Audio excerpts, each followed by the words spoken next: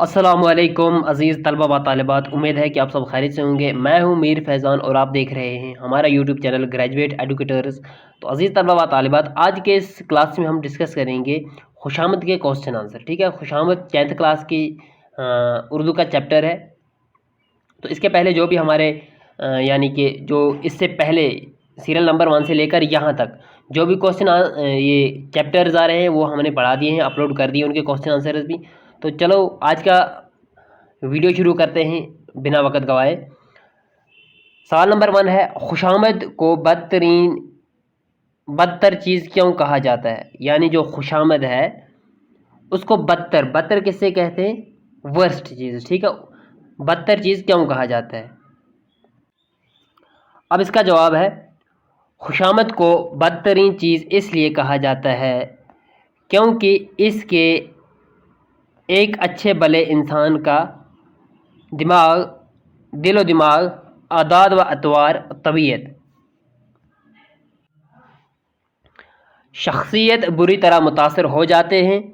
ایک خوشامد پسند انسان خود کو دوسروں سے اعلیٰ اور باقیوں کو اپنے سے کم تر سمجھتا ہے۔ ٹھیک ہے، خوشامد میں کیا کیا عیب ہوتے ہیں؟ خوشامد سے انسان کے اندر طرح طرح کے عیب در آتے ہیں، جیسے ایک انسان اپنی تعریفیں اور خود ستائی حد سے زیادہ سننا پسند کرتا ہے۔ دل خوشامد کی مہک بیماری میں مبتلا ہو جاتا ہے۔ دوسروں کو اپنے سے کمتر سمجھنے لگتا ہے۔ خوشامدی انسان مکار اور فریبی ہوتا ہے، یعنی کہ یہاں پر تھا خوشامدی سے انسان مکار اور فریبی ہوتا ہے۔ ٹھیک ہے، یہاں سے مس پرنٹ کہیں ہو جاتا ہے، سوری فار دیٹ۔ خوشامدی انسان دوسروں کی جھوٹی تعریفیں کر کے انہیں بیوقوف بناتا ہے۔ ایک اور سوال ہے، سر سید کے مضمون خوشامد کا خلاصہ لکھیے۔ خوشامد سر سید احمد خان کا لکھا ہوا ایک انشائیہ ہے، یاد رکھنا۔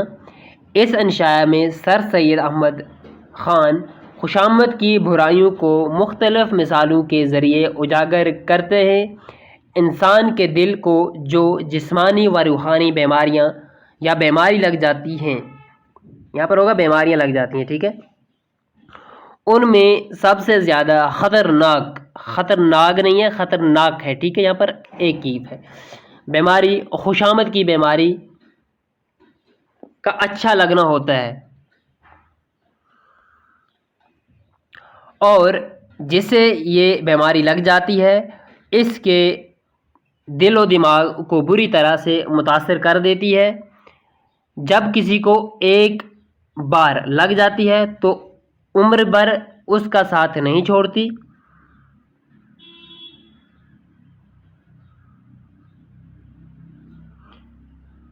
جب ایک انسان اس مرض میں مبتلا ہو جاتا ہے تو وہ اپنی حیثیت و اپنا مقام کھو دیتا ہے، اور وہ ہر طرف اپنی بڑائی دیکھنا چاہتا ہے، مگر وہ اس کا اہل نہیں ہوتا، یعنی اس قابل نہیں ہوتا۔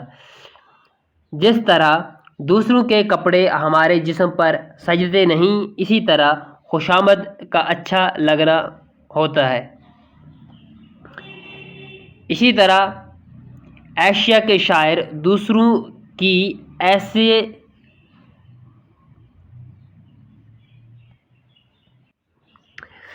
بے جا خوشامد کر دیتے ہیں جن سے ان کی ذہنیت بگڑ جاتی ہے۔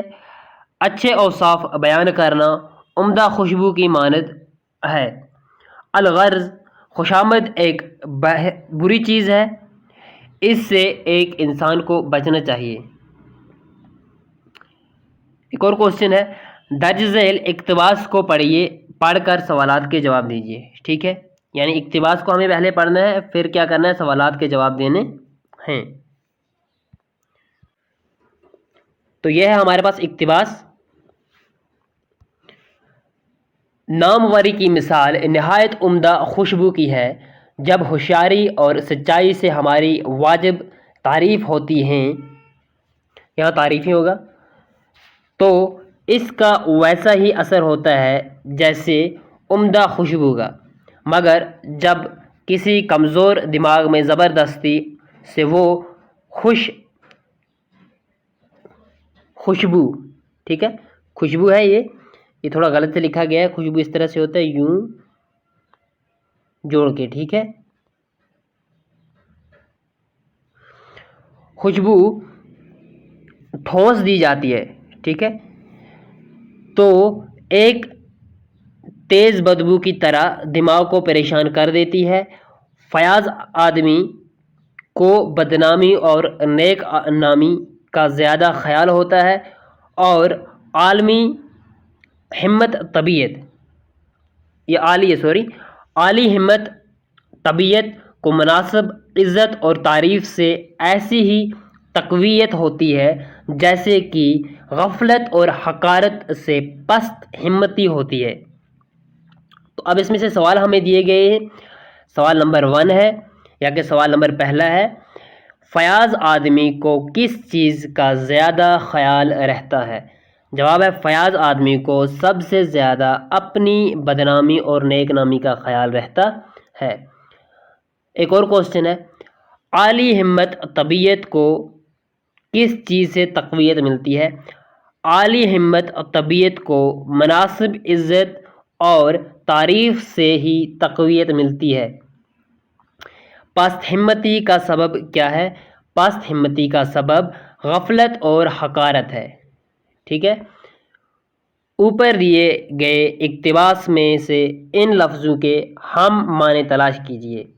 شہرت، سخی، طاقت، نیچے موضوع لاپرواہی۔ اب شہرت کے کیا معنی ہیں؟ شہرت کے معنی ہیں ناموری، سخی کے معنی ہیں فیاض، طاقت کے معنی ہیں تقویت، نیچے کے معنی ہیں پست، موضوع کے معنی ہیں مناسب، لاپرواہی کے معنی ہیں غفلت۔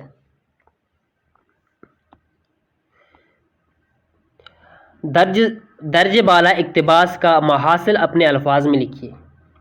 اقتباس دیا گیا ہوا ہے، پھر اس کا محاصل ہمیں لکھنا ہے۔ یہ اقتباس ہماری درس کتاب بہارستان اردو کی 10ویں کتاب کے حصے نثری میں باغبان خوش آمد، جو سر سید احمد کے قلم سے جنم پایا ہے، سے نکالا گیا ہے۔ درج بالا اقتباس کا محاصل خلاصہ کچھ اس طرح سے ہے۔ شہرت کی مثال اس اعلیٰ خوشبو کی طرح ہے، اور جب کوئی بندہ ہماری جائز تعریفیں سچائی کے ساتھ کرتا ہے تو یہ تعریفیں نہایت عمدہ خوشبو کی طرح اپنا اثر دکھاتی ہیں، جسے ہم ایک انسان کا دل و دماغ معطر ہو جاتا ہے۔ مگر دوسری طرف اگر کسی انسان کی وہ تعریفیں کی جائیں جن کا وہ حقدار نہ ہو، اس سے اس کا اندرون بگڑ جاتا ہے۔ یہ ایسا ہی ہے جیسا کہ کسی بیماری کو عمدہ خوشبو بری لگتی ہے۔ نیک انسان کو ہمیشہ اپنی عزت کا خیال رکھنا چاہیے، یا خیال رکھتا ہے، وہ بدنامی سے خوف کھاتا ہے اور اس سے جائز تعریفات سے حوصلہ افزائی ملتی ہے، بے عزتی اور جاہلہ پن سے کم ہمتی اور پستی حاصل ہو جاتی ہے۔ صحیح جواب چن لیجیے۔ خوشامد سے کیا مراد ہے؟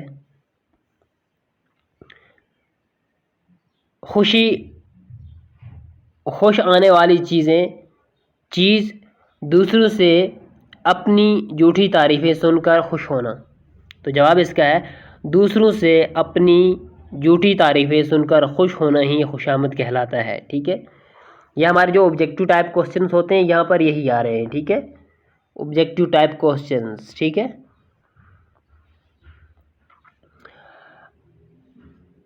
اچھا، انشاء کے لیے موضوعات مقرر ہوتے ہیں، موضوع کی کوئی پابندی نہیں، طنز و مزاح کا عنصر لازمی ہے۔ تو اس کا کیا صحیح رہے گا آپشن اس میں سے؟ موضوع کی کوئی پابندی نہیں۔ خوشامد ایک بری، اچھی، فائدہ مند چیز ہے۔ خوشامد ایک بری چیز ہے، ٹھیک ہے۔ علی گڑھ کالج مولانا شبلی، مولانا ابوالکلام آزاد، سر سید احمد خان نے قائم کیا، یعنی کہ ان تینوں میں سے کس نے قائم کیا؟ کہنے کا یہ مطلب ہے، ٹھیک ہے۔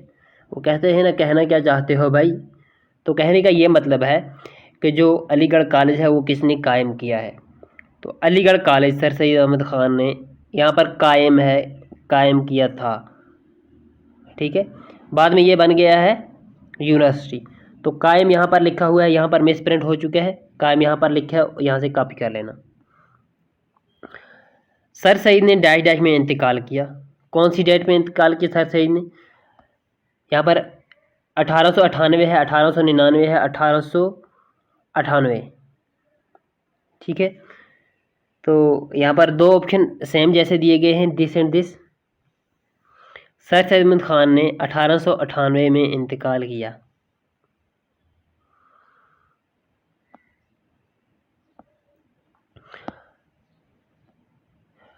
اس کے بعد ایک اور کوشچن ہے ہمارے پاس، افسانہ اور انشائیہ پر مختصر نوٹ لکھیے۔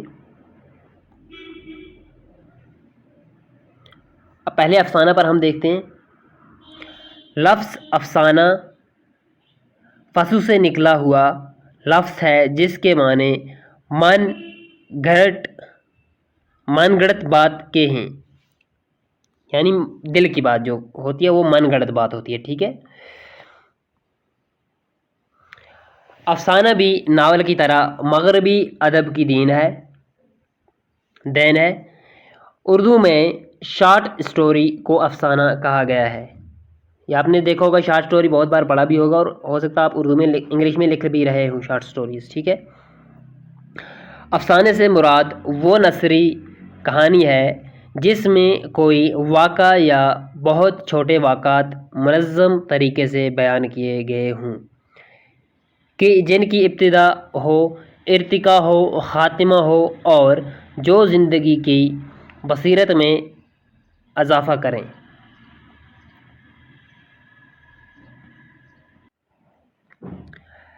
ایچ جی ویلز افسانے کے بارے میں یوں لکھتے ہیں، قصے کی ایسی طوالت جس سے آدھے گھنٹے میں پڑھا جا سکے۔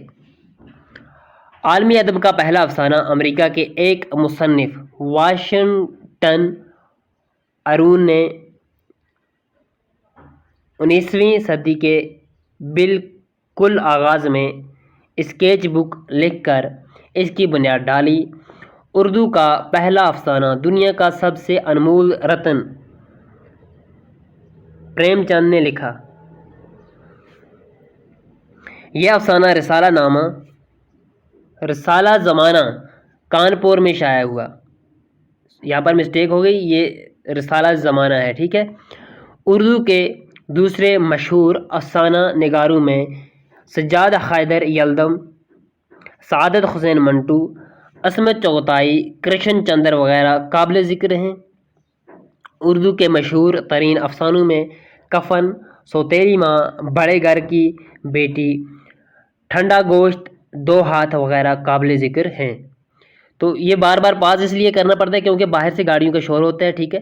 اس شور و غل کی وجہ سے ہمیں تھوڑا کبھی کوئی پریشانی کا سامنا کرنا پڑتا ہے، تو اس لیے ہم کبھی پاز کرتے ہیں، کبھی کوئی اور طریقہ کر کے اپنے اس ویڈیو کو کوالٹی میں آپ کے سامنے پیش کرنا چاہتے ہیں، ٹھیک ہے۔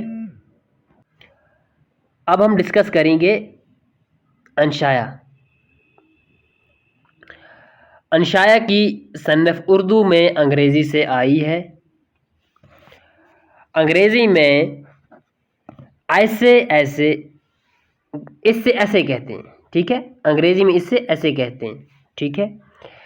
انشائیہ انشا سے نکلا ہوا لفظ ہے جس کے معنی عبارت یا تحریر کے ہیں، لیکن لغوی معنی میں جو بات دل سے پیدا ہو جائے انشائیہ کہلاتا ہے۔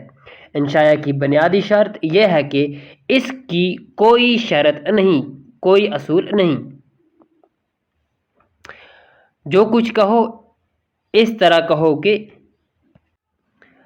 پڑھ کر جی خوش ہو جائے اور پڑھنے والے کے ذہن میں گدگدی سی ہونے لگے۔ ڈاکٹر جانسن نے انشاء کے متعلق یہ بلیغ بات کی ہے۔ It is a loose sally of mind۔ یہ انسانی دماغ کی ڈھیلی اور بے پرواہ قسم کی اڑان ہے۔ بقول ڈاکٹر ویز آغا، انشاء کا خالق اس شخص کی طرح ہے جو دفتر کی چھٹی کے بعد اپنے گھر پہنچتا ہے، چست و تنگ کپڑے اتار کر ڈھیلے ڈالے کپڑے پہن